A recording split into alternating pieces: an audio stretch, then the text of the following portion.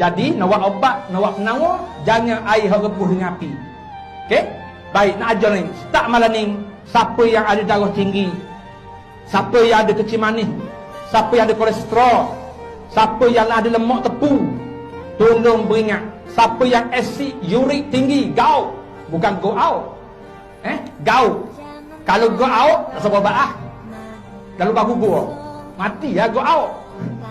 Gout. Siapa yang ada penyakit gout, cuba amal. Ambil buah lemon.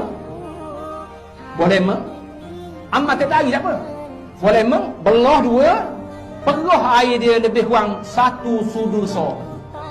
Peroh air lemon 1 sudu so, kucar dalam segelas air mineral ataupun air tapis. Sesudu air lemon ni, ubah dalam gelas dengan air mineral atau air tapis. Ayat yang kena baca, yang pertama Al-Fatihah 3 kali. Baca Al-Fatihah 3 kali, air lemon ada dalam gelas ni. Lepas Al-Fatihah 3 kali, baca 3 kul. Sekali.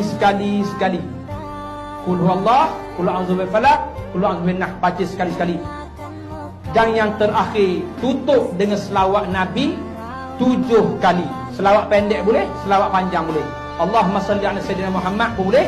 Allahumma salli ala sayyidina Muhammadin wa ala alihi wa sahbihi wa sallam.